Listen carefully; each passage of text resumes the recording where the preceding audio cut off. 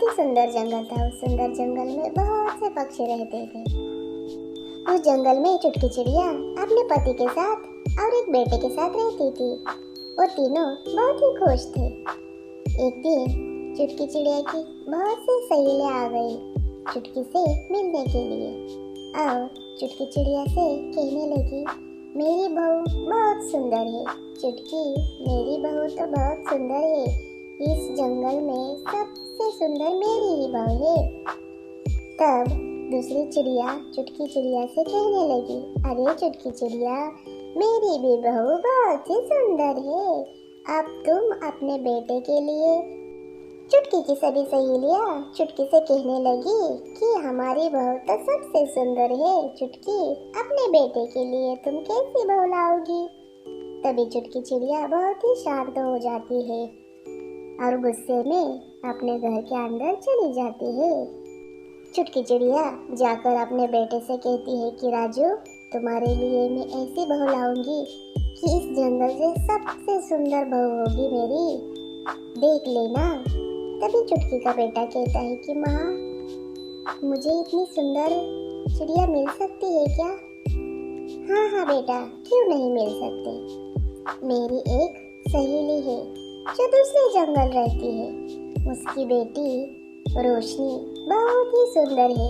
तुम्हारे लिए मैं उसी का हाथ मांगने के लिए कल चली जाऊंगी। तुम उसकी चिंता मत करो। माँ, तुम कल सुबह जल्दी चली जाना।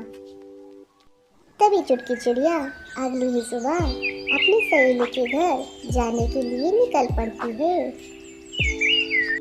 सहेली के जंगल जाते ही सहेली उसे रास्ते में ही मिलती है। अरे चुटकी, तुम यहाँ कैसे आ गई? कितने दिनों बाद तुम्हें मैंने देखा है। कैसी हो तुम? तुम्हारा बेटा कैसा है? तभी चुटकी चिड़िया बहुत ही खुश होकर कहती है, अरे सपना, कैसी हो तुम? मैं तुम्हारे ही पास चली आई हूँ। तुमसे मिलने के लिए तुम्हारे घर ही जा रही थी। तभी दोनों मिलकर सपना के घर चली जाती है।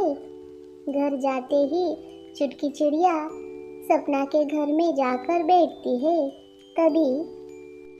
तभी सपना कहती है कि चुटकी से कि चुटकी, इतने दिनों बाद मेरे घर में तुम आई हो, जरूर कोई बात होगी।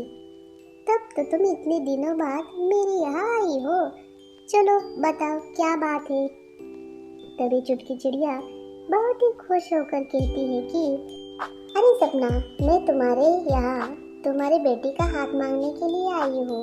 मेरे बेटे के लिए। क्या तुम मेरे बेटे को पसंद करती हो क्या? तभी सपना कहती है बहुत खुश होकर, अरे तूने तो मेरी मुंह की बात ही छीन ली। मुझे तुम्हारा बेटा बहुत ही पसंद है और उन दोनों की जोड़ी भी बहुत खूबसूरत लगेगी। अभी मैं मेरे बेटे को बुलाती हूँ। रोशनी बेटा, ए रोशनी बेटा, यहाँ चली आओ, तुम्हारी सासू अम्मा आ गई है। तभी रोशनी बहुत जोर से भागते हुए घर में चली आती है। अरे क्या हुआ माँ? अरे मौसी, तुम कब आई? कैसी हो तुम? तभी रोशनी की माँ कहती है, माँ से मत कहना, अबे तुम्हारी सासू अम्मा होने वाली है।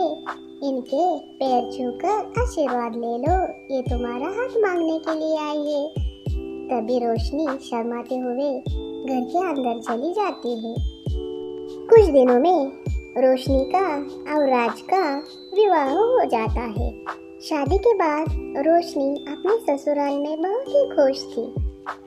अपने बेटे की शादी करके चुटकी चिड़िया भी बहुत ही खुश थी। घर में बहुत खुशहाली थी।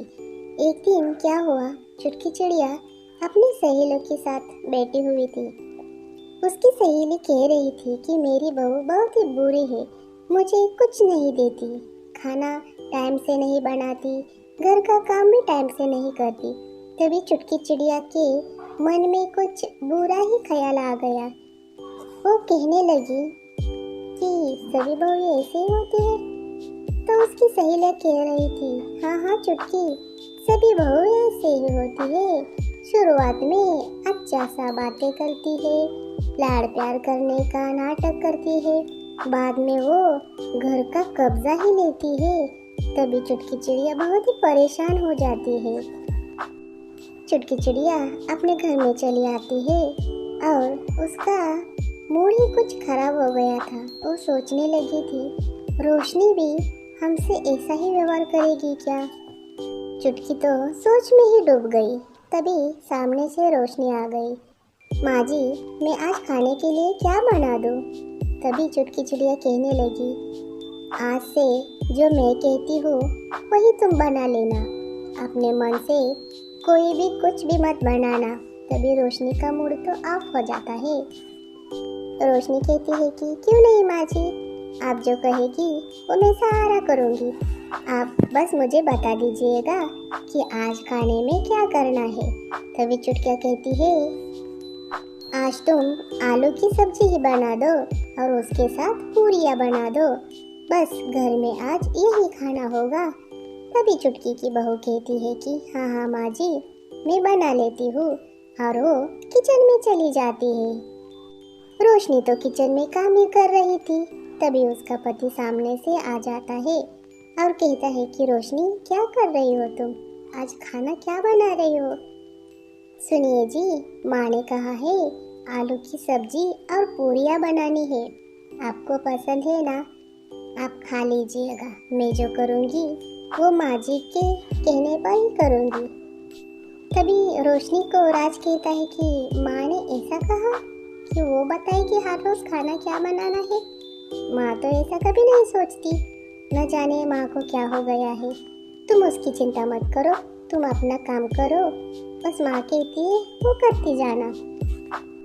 सभी खाना खाने के लिए हॉल में बैठे ही थे। तभी चुटकी चिड़िया अचानक चिल्लाती है, ऐसा बेहुदा खाना तुमने रोशनी कैसे बना लिया?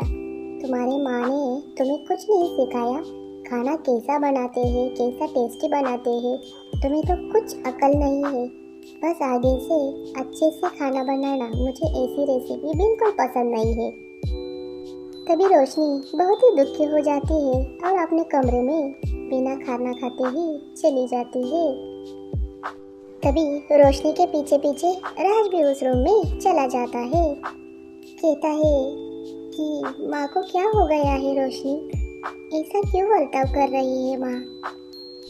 सुनिए जी, माँ को क्या हो गया है? कुछ दिनों से माँ मेरे साथ ऐसा ही कर रही है। मैं कितनी भी कोशिश करूं पर वो उनको अच्छा ही नहीं लगता। सुनिए जी, मैं शादी करके इस घर में आई हूँ, तब से लेकर आज तक मेरे पसंद का मैंने कुछ नहीं बनाया। बस माँ जी मुझे कहती है वही मैं बनाती हूँ। मैं बहुत अच्छे से बनाती हूँ। पहले पहले कहती थी माँ कि तुम बहुत अच्छा खाना बनाती हो। अब उनको क्या हो गया है, मुझे तो कुछ नहीं समझ में नहीं आ रहा। वो तो मुझे डांटती ही रहती है। बस वो मेरी सासू माँ है, मुझे बुरा नहीं लगता, पर मुझे दुख होता है कि मैं क्या करूं कि उनके लिए मैं बस अच्छा सा खाना बना दूं। इधर चुटकी चिड़िया अपने एक सहेली के घर में चली जाती है। घर में जाते ही उस सहेली की बहू सामने ही आ जाती है और अपनी सास को बहुत बुरा भला कहती है। तभी चुटकी की सहेली चुपचाप ही बैठी रही थी। सहेली की बहू इतनी बुरी थी कि वो अपने सास से तमीज से बात भी नहीं करती थी। तभी चुटकी को ये समझ में आ गया कि मेरी बहू तो कितनी सुंदर और सुशील है। वो मुझसे पलटकर कुछ बात भी नहीं करती और मैं तो उससे हर रोज तंग करती हूँ। ये मेरी सारी सहेली की बातों में आकर मेरी बहू को मैं बहुत ही तंग करती हूँ। मैं जाकर उससे माफ़ी मांगती हूँ। मेरी बहू तो मेरी बेटी से बढ़कर है और मैं उसे हर रोज़ रुलाती हूँ। तभी चुटकी चिड़िया अपने घर में चली जाती है। तभी रोशनी सामने ही बैठी हुई थी। राज बेटा, क्या चल रहा है दोनों का? माँ जी को भूल गई क्या? रोशनी, आओ मेरे पास बैठो। तभी रोशनी आकर अपनी सासू माँ के पास बैठ जाती है। रोशनी, मुझे माफ़ कर दो, मैंने बहुत तंग किया है ना तुझे। अपनी माँ समझकर मुझे माफ़ कर दो।